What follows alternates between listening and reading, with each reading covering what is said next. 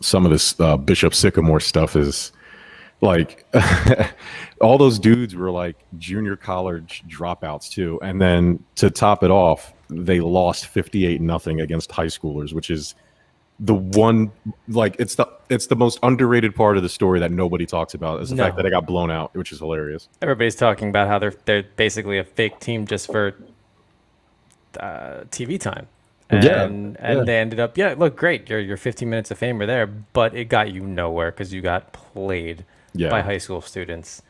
I was looking up some. I was like, man, this is an amazing story. How did this happen? I need to know more. These guys were sharing helmets. Like the ESPN when they had them on TV, you could see them. They were actively like the defense would come off the field and like 5, 6 players would take off their helmet and give it to offensive players who were coming on the field. It's like and then after everything was done, bro, I said, oh my god, Bishop Sycamore High School, BS High School. That's hilarious. BS. Whoa. I was like, they knew what they were doing, bro. I don't know how they. It's crazy. Yeah. They played a whole slot. They played a whole slot of games, all away games. They got ranked, and How did other high schools not know that they weren't a high school? I don't know. It's funny, but yeah. So shout out to Bishop Sycamore and shout out to them firing their coach, even though they're not a real school. Shout out to everybody involved in that because that's the finesse of the year. All right, Bert, let's talk about thumbs down.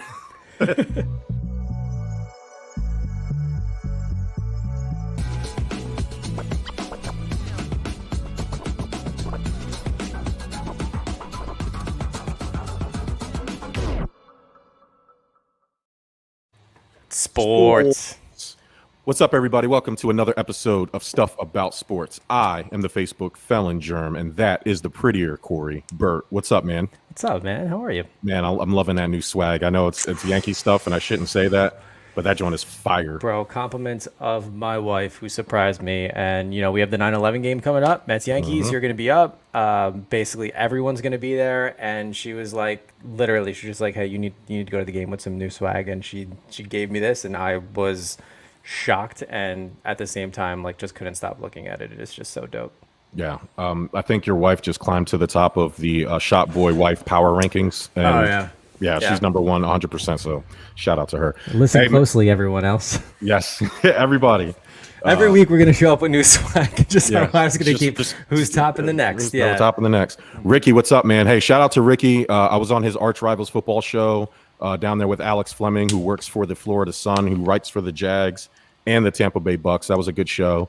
Ricky obviously runs Pain Train Pipe Bomb, who's and a bunch of other things that he does, which is awesome. So shout out to him. He's actually not feeling too well. I'm not going to go into his personal business, but just keep a thought out for my guy Ricky. Get better Appreciate soon, you, man. yeah. Appreciate you stopping in and checking us out, man. For real. The boss, Mikey P. What's up, man? This guy. Can't wait. He's going to pick me up from the airport, Bert, and that's just going to be like a 72-hour party. Listen, Bert. We're not going to waste any more time. No. Now, the Mets with a fantastic win today, but look, come from behind win today.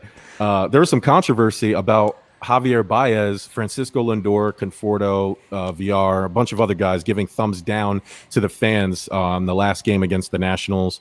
As you know, the Mets have been on kind of like a losing streak, and then they win 2 of 3 against Washington. Fans were booing players. Players didn't like it. And so how they responded once they started kicking the Nationals' ass was doing a thumbs down gesture. Now, owner Steve Cohen did not like it. Mets president Sandy fucking Alderman asshole guy. He didn't like it and made the players apologize and all that good shit. How do you feel, one, about players responding to fan jeering? And then how do you feel about ownership stepping in and forcing players to apologize? I love the response because if you didn't stand by me at my worst, don't love me at my best type thing. And look, fans are entitled to obviously, express their opinion at games. They're allowed to peacefully, I'll say, don't start throwing shit at them and anything like that. But to the same point, like, don't act shocked or surprised when the player turns around and fires one back. Like, it's like they are human. They can hear you and they may make fun of you as well. Also, whether they're winning or they're losing, they're making millions of dollars doing something that we have only dreamed of. So, I mean, you just jeering them because they're doing bad, like, oh, boo hoo, like, big deal. But when they start doing it back, I think that shit's hilarious. Now, Yeah. what I don't like or appreciate is, your baseball operations and the owner basically saying, like, we're sorry, fans. Our players shouldn't act like that. They should fall in line and be good little soldiers and just take it. Like, no. Because them going back shows two things. One, they're fired up, which you want after a slump that they've had, especially, all throughout basically late July and into August. And two, they're like they're just having fun. Yeah. That's it. They're having fun. And it's not. And again, they weren't throwing things back at fans. They weren't obscenities. It was thumbs down. Like that. That's it. Yeah. Like it And could I have been don't, way worse. It could have been Mr. Met flicking people off again. which is also hilarious. I love it when the players give back. I Yeah. love it when, at the end of the day, and this is with the thing that a lot of the Mets fans that I spoke about with this, there's this entitlement there that I don't understand.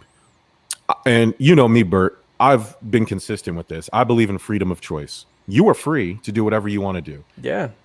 You accept those consequences, whether they're going to be good or bad, whatever. If you're a fan of a team and you're booing your team, it's okay to be critical. But if you're actively booing them during the game when you know they're struggling, don't also get mad when they hear that and then they reciprocate. No. Yeah. Oh, our ticket passes pay your salaries. Oh, we want to be able to criticize you without being criticized because that's our right as fans. And if it wasn't for us, you wouldn't be here. Guess what, guys? This ain't the 1950s. Your little ticket door sales don't actually affect the salary nearly as much as you think it does. You know what does? TV rights. And you know what? There's 10 times more Mets fans out in the world than you guys piling up in your little, compact cars and driving down to Citi Field. All right, get over yourselves. How about that?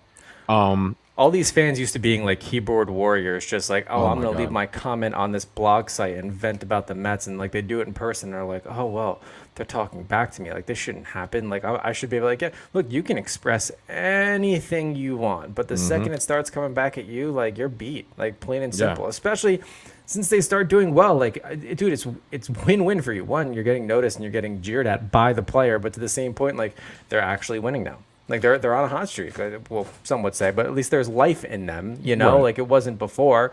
So I mean, like it is what it is. Like if you don't like it, boo hoo. Go like another team if you want, Yeah. But to the same point, like, dude, if you're gonna give it, be sure to take it. It's odd because like here's the funniest part about that. What you're actively saying when you don't want your team, and this is what Steve Cohen's actively saying, and then this is what the fans who don't like it what are actively saying, is that, hey, you are not allowed to be motivated. You're not allowed to rally.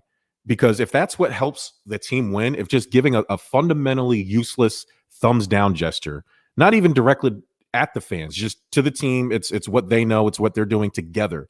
If that's what rallies the troops and gets them wins, why would you be upset about that? Because your feelings are hurt?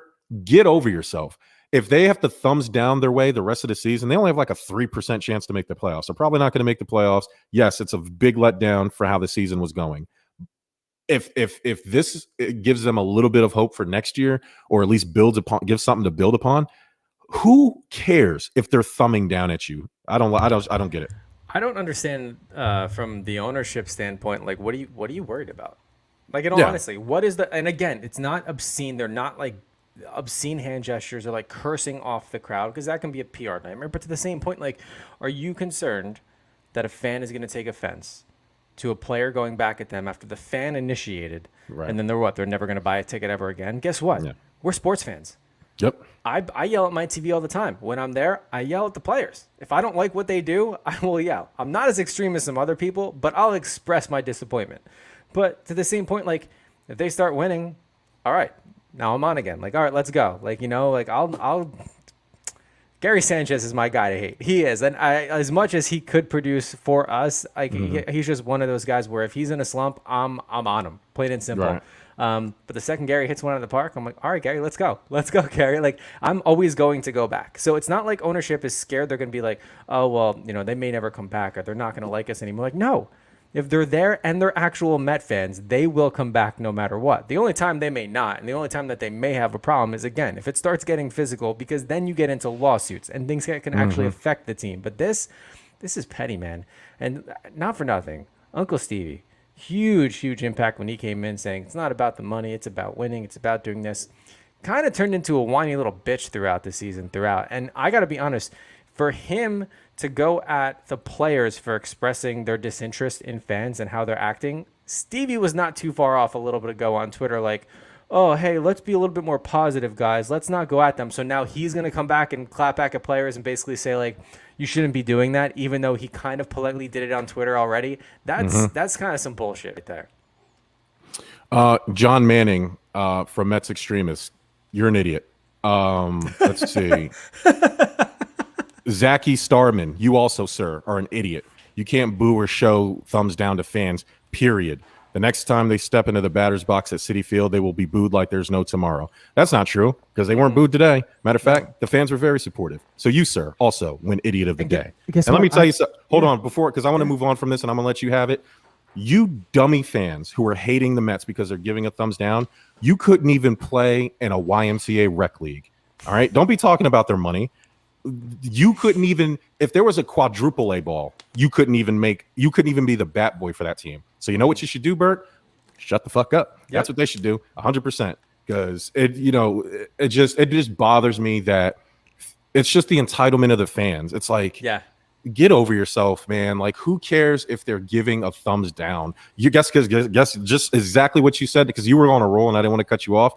You're going to go to the game and you're still going to watch the Mets. Oh, hell yeah. So it's like, what are we talking about? Guess what? Here? Whether they're being booed or they're being cheered in that batter's box, they still get paid the same. So it doesn't matter. And not to mention, like, I guess, so if they're in a visiting ballpark and they get booed by their fans, that's okay because they're opposing fans. But if you get booed by your fans and you give it back, like that's what's wrong. That's where we're drawing the line. It's the same thing. It's just a matter of what team you follow, which I don't get. Like, it's like I'm all for a fan base expressing themselves, but this is some butthurt, sensitive bullshit. Like, get out of here. And any Met fan who's like, they shouldn't be doing that, like, climb off your high fucking horse. And just realize that you're not. Then like another team, burn all your Met shit. Seriously, like another team. Go like someone else. Go like the Marlins. You know, if you're that annoyed by, oh no, the players are giving it back to us. Like, come on, that's soft.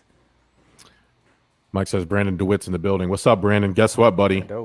Listen, before we move on, I got really excited.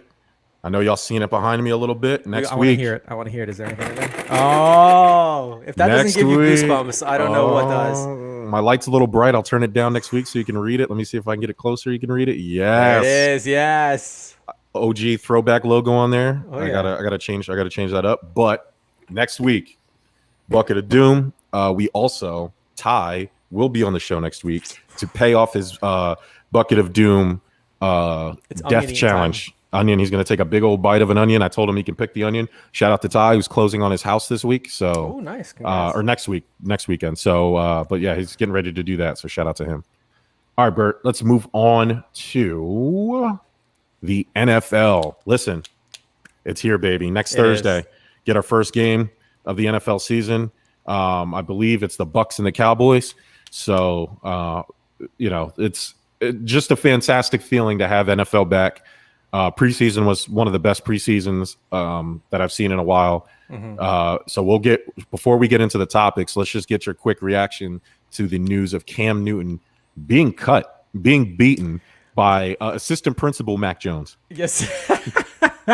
Yeah. So I'm surprised. So I was shocked he was cut. Just let loose. It's one thing if he lost the starting position, but at least you have a veteran quarterback there. The fact that he was cut, that's a statement in itself. And I'm not sure what the statement is exactly. But I can't say I'm overly surprised that he's not a starting quarterback, at least for the Pats, but I am shocked they just parted ways with him, especially because he was only on a year-to-year contract too. So it's not like they had a lot with him, but now it's fun to play the game of where's Scam gonna go? Scam Newton. People keep falling for that, man. I had an argument about Cam earlier. I said, let me tell you something, buddy. Josh Allen right now in year 4 is better than Cam Newton ever was. I don't give a Yeah. damn about an MVP season. You know, they argued with me, oh, he's been to the playoffs a bunch of times.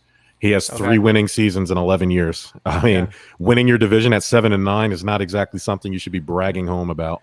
I can't wait to hear that in his Hall of Fame speech. I've been to the playoffs a bunch of times. Yeah. No, not gonna happen. Not going to happen, buddy. So where could he go? Like honestly, Okay, so I thought about this, and there's really 3 teams that I could realistically see. Because, okay, the reason why he was cut, go back to what your original thing that said, the reason why he's cut is because he's widely popular in that locker room. Cam Newton is a pop culture icon in the NFL and in life. So I would assume he has the ear of probably over 50% of that team. I think that's a safe assumption.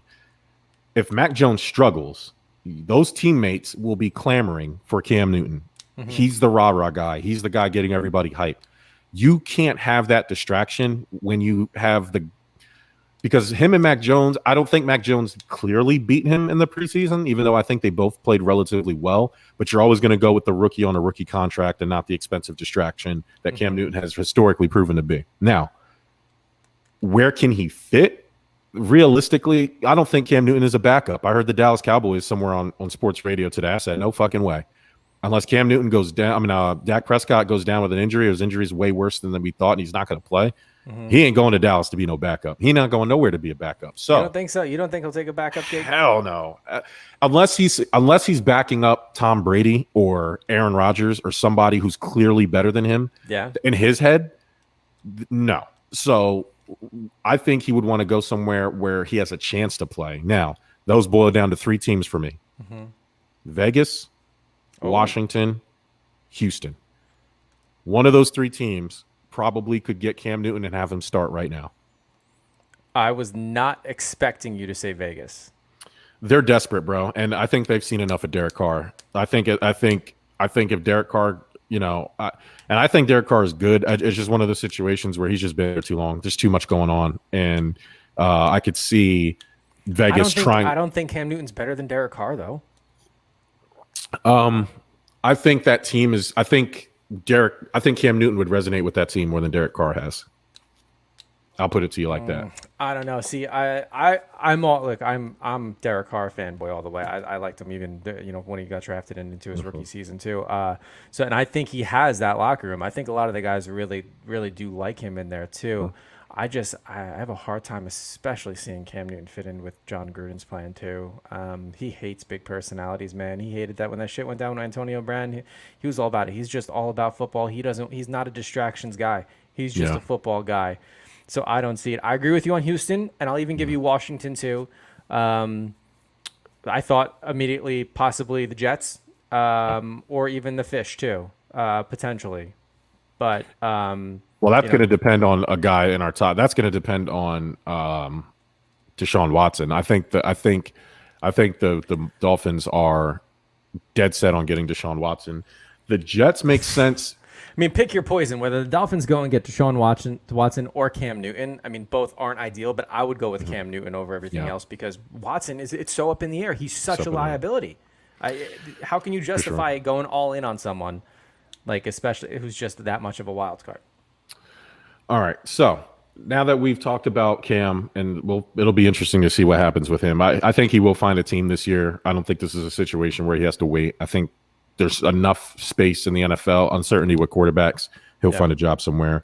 Hey, if Jared Goff struggles and that team happens to be good, you can see Detroit, something like that. So now, Bert, speaking of Cam Newton and quarterbacks, I'm going to give you a couple quarterbacks, and I want you to tell me if you think they will be with their team beyond this season. So starting 2022, will they be on the roster? Are you ready? Yeah.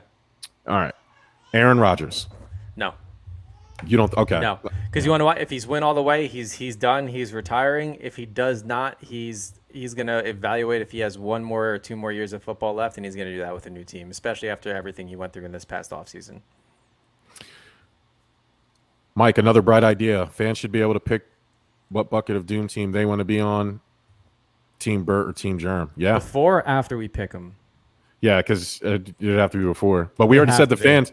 We're gonna get 14 fans. You guys for the playoffs. Bucket of Doom is a fan only thing. None of the shop boys will be in it, and we'll come up with some something dope for y'all. So It's a fan only, but not an OnlyFans. not an OnlyFans. Which hey, shout out to OnlyFans, man. Hey, Hey, keeping the hey, strippers yep, employed. I love it. Thank you. Good yep. job. I think along the way, one of their accountants said, if we do this, we're going to go bankrupt, right? And they Yeah. were like, yeah, this is probably isn't a good idea. We should probably Yeah. not put morals before money. And then they Yeah. reversed their decision. So Good job. And it's some things evolve. Things never the ideas never turn out how you imagine them when they start. It's okay.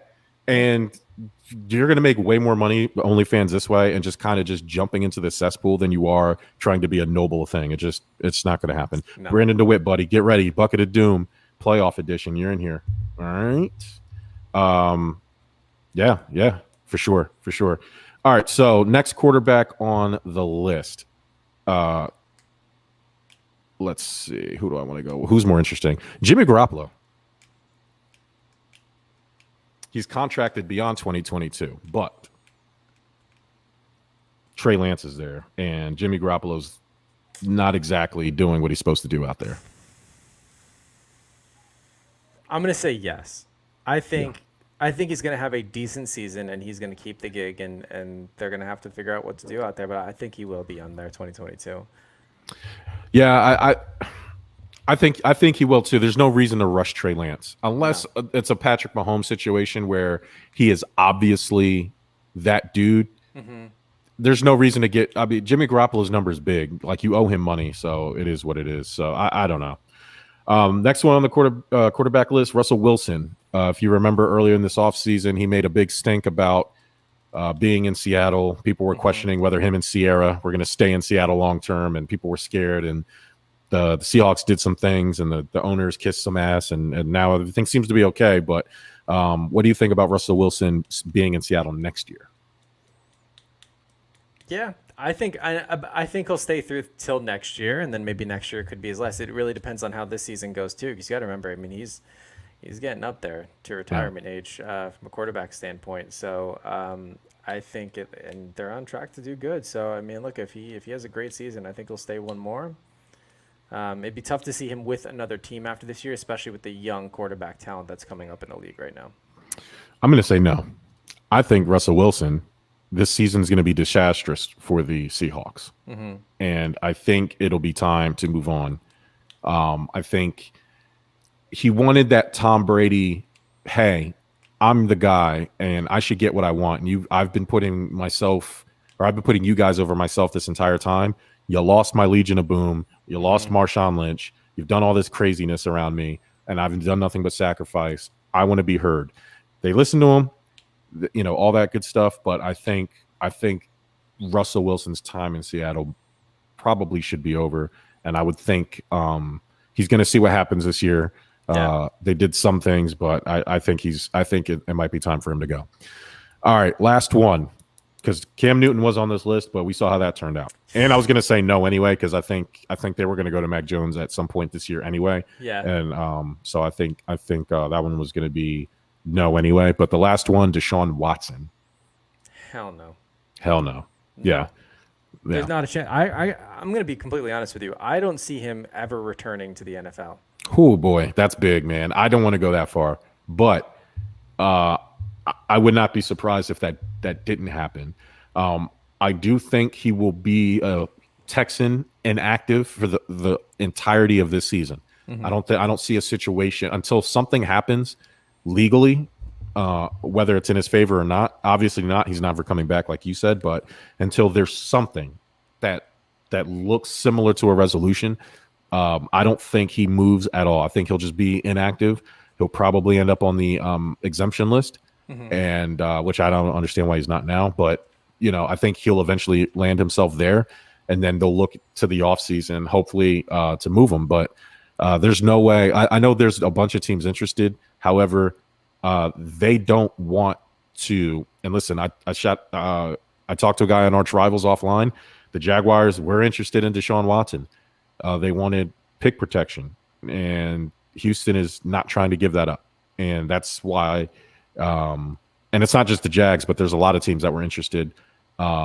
and they all want pick protection, which is a fair thing to ask. And the Texans are not willing to give that up because it's going to sinkhole them if it goes the wrong way. I mean, but they're damned if they do, damned if they don't. So it's really all about what type of mess do they want. Do they want a PR fiasco when all this blows up and then they're still out a buttload of money, or do they want to salvage what they could of this team? And yes, I get it. You're giving away your future to a certain extent, but to the same point, you're getting rid of a massive problem.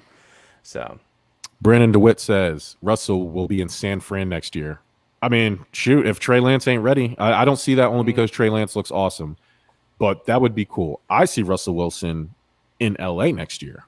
Oh, The Rams. I think the Stafford thing is a 1 year thing. a 1 year deal. Okay. And if he plays well, I think he'll go and move on somewhere for a longer term deal. And I mean, if you have the shot of getting Russell Wilson or Matt Stafford, you're probably going to lean Russell Wilson. So I think the Rams are going to play that game. Listen, Bert. Now, Jalen Ramsey and Aaron Donald, only two teammates to finish in the top 10 and the NFL 100 list. Josh Allen finished number 10. I just wanted to throw that out there. Of course. After ranking 87 last year, all you haters, sit down. Defensive player of the year. Will it be a Ram or will it be the Field? Field. Field? Yeah. Gotcha. Okay. Yeah, there's a lot of good defensive talent out there. But I am actually going to say a Ram, and I think it's going to be Aaron Donald. I know T.J. Watt was one of the favorites. So that's who I was thinking immediately. I was like, it would have to be T.J. Watt, right? Because I mean, he is ranked high as one of the best defensive players. So, I mean, Jamal Adams always has to be on that list. Tre'Davious White, Tyron, like a lot of these guys, Budda Baker, all these. There's a lot of great defensive players. However, a lot of that defensive, the player of the year stuff usually goes to the team with the best defense, and the Rams have the best defense, and Aaron Donald is the best defensive player by far. And so Myles Garrett could probably creep up in that conversation. There is a lot of talent. However, the Rams are poised to win games, and that's what's going to put them over the edge over everybody else. I don't think the Browns are going to win more games than the Rams. So when you get highlighted like that, Aaron Donald's going to influence everything. And so, T.J. Watt ranked 9th in the top 100. Yeah, I mean, the Watt family producing genetic jackhammers down there, man. It's monsters. Oh, jeez, man. Yeah, I would love to see. I think I'm going to go with Aaron Donald. I'm going to lean towards that way. All right, Bert. Which former MVP will have the best season? Patrick Mahomes, Tom Brady, Aaron Rodgers, or the Field?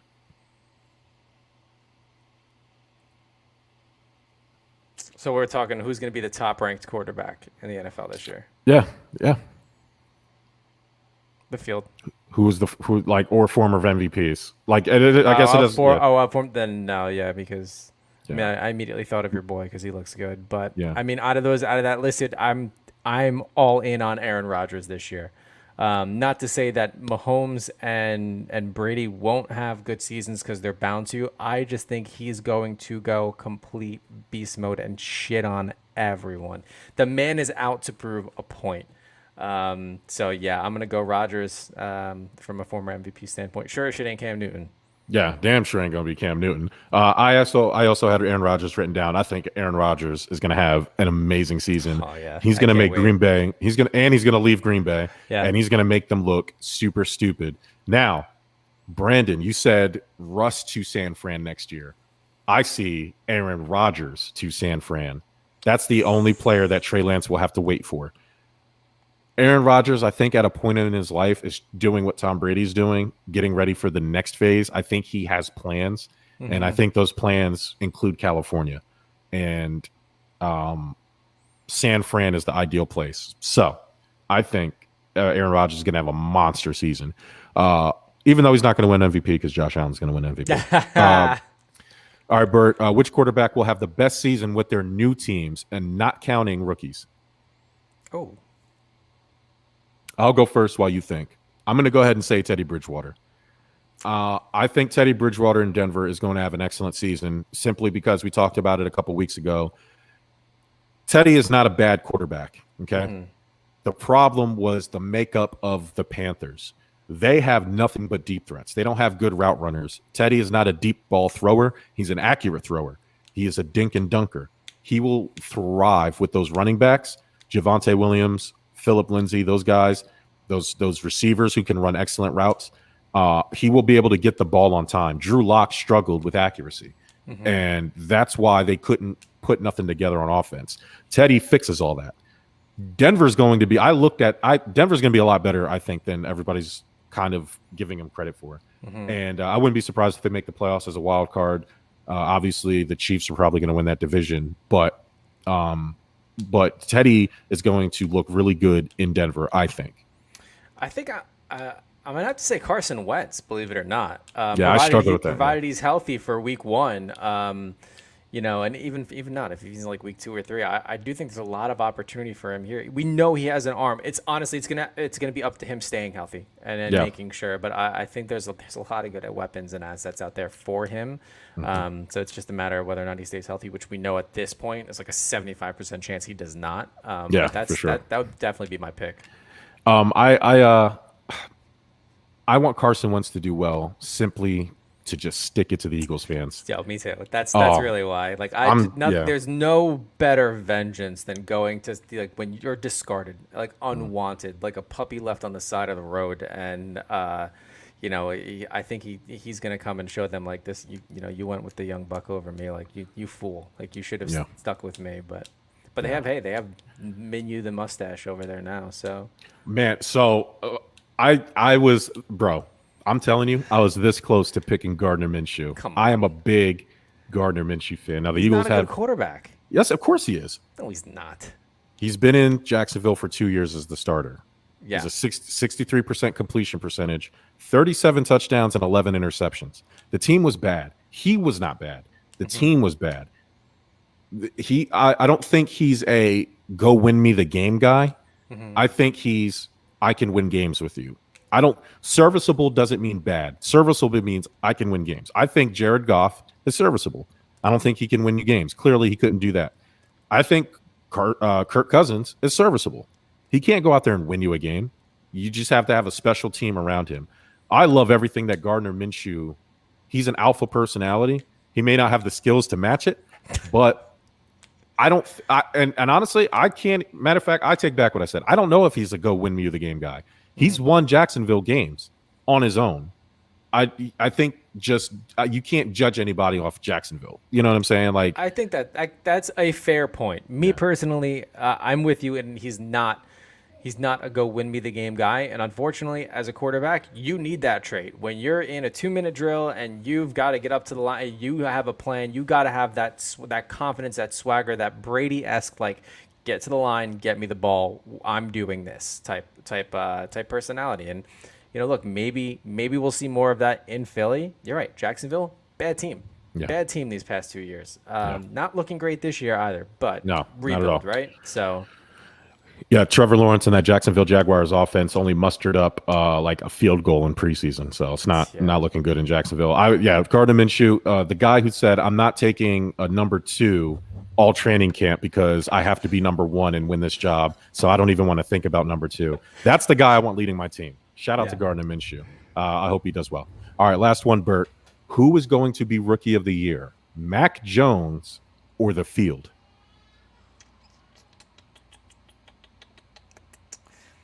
Have to go to the field. I'm going to go to the field. You want to know why? Because you throw other skill players in there. And granted, there are a lot of young, like rookie quarterbacks this year.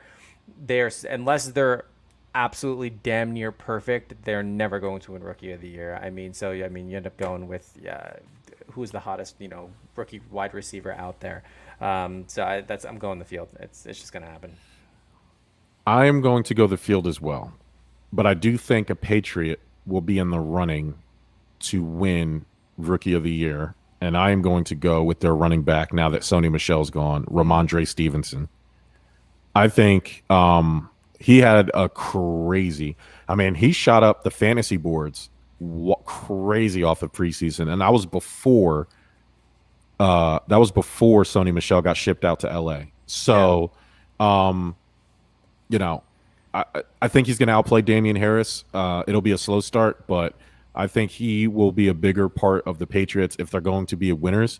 And I do think they're probably a better team with Mac Jones than they are with Cam Newton. I didn't have them making the playoffs with Cam Newton, but I give them a shot now with Mac Jones. And I think Ramondre Stevenson's going to help Mac Jones out a lot. So I'm just going to shout out the I mean, running backs. potentially, right? I mean, the running backs flourished in the Belichick era because Brady was there, and you knew Brady could, cut him a break with his arm every now and then, and you run those backfield toss plays. So we'll see. We'll see what this looks like. I mean, this is going to be a very, very young team for Belichick this year. So we'll see what happens, man. I'm wondering how long he's going to stay in this game for. I mean, if he has a disastrous season, it's probably not too long. Najee Harris too from the Steelers. I think I give him a bigger shot, but Trevor Lawrence still apparently at plus 350, still in the lead to win Rookie of the Year, followed by Justin Fields and Trey Lance, and then Najee Harris. So we'll see, man. It'll be an interesting season, one of the most interesting ones that we've had in a while. All right, Bert, time to give out our game balls. Who do you want to give? Who do you want to give your game ball to? I thought about this, but after reading so much about the Mets and the fans, I'm giving it to the New York Mets. Yeah, and Javi Baez. I am. Yes. You want to know why? Have fun with it, boys. Who cares? And partly because I'm so tired of fans complaining over every little thing. Then don't watch. Like, honestly, it's just been built up like, oh, well, they're kneeling through the anthem. And then it turns into like, oh, well, they're talking back. They're doing this. It's like if you want to watch something that you yourself are happy with the product like you're creating and you're basically controlling your every move, go play a video game. Go do that. But no, I'm glad they're having fun. I'm glad there's that spark in them again, partly because going into, obviously the past couple of weeks and the Mets being obviously awful, I want to go into a 9/11 game where it's going to be great New York teams going back and forth. Obviously, I'm hoping for a Yankee win, but I didn't want to just go in and be like an absolute slaughter. I want a good game, and partly because half the crew I'm going with are Met fans. I don't want them to be super miserable the entire fucking time.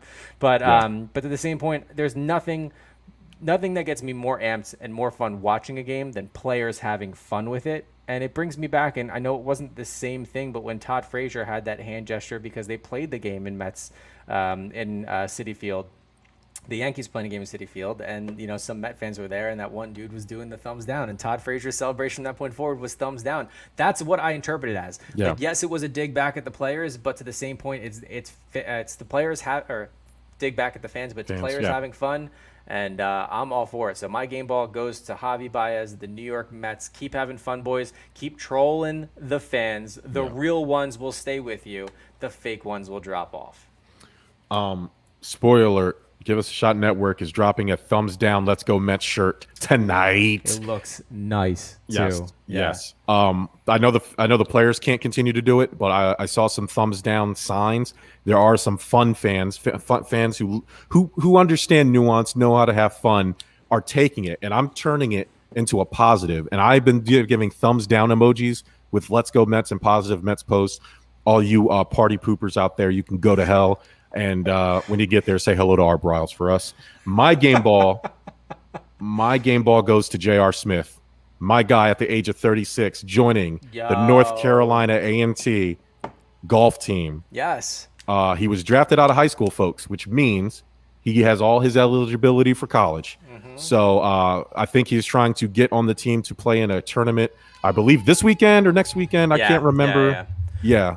And what's great about him is like he probably could have went to absolutely any university. He went to North Carolina, NCAT, North Carolina A&T, HBCU. Like honestly, going back, and he looks good. He looks great, man. He looks healthy. Wait. Yeah. It looks like he's got off the THC brownies and gummy bears, and he's putting. And that's the reason why I'm giving him the game ball, Bert, because he is actually trying. Like he went and picked. Like he's always said he's been into golf, but the fact that he's actually, putting an effort to really do this really impresses me. This is the guy who forgot how much time was on the clock in the NBA Finals, and here he is giving himself a shot to do something special here. Brandon says he's giving his game ball to Athing Mu, who came home to Trenton. Yep. Yeah, Jersey's own. Jersey stand up. Nice parade and ceremony for her. She's a gold medalist, two-time gold medalist, right? And came back to Trenton. So shout out to her. We love the Jersey born athletes, especially when they're in the Olympics, bringing home some gold. So that's the game ball segment. Bert, short episode, but I know you have a fantasy draft, so good luck in that. Thank you, sir. And everybody else, we will see you next Tuesday. It'll be my last show in North Carolina until September 11th, where I will be sleeping in the Give Us a Shot Network Fresh New Angle studio. I'll literally be living there for 3 days, giving you nothing but the hot content. Yeah, Bert, this was fun, man. Good luck in your draft. Everybody Thanks. else, we will talk to you next week. Bucket of Doom's coming.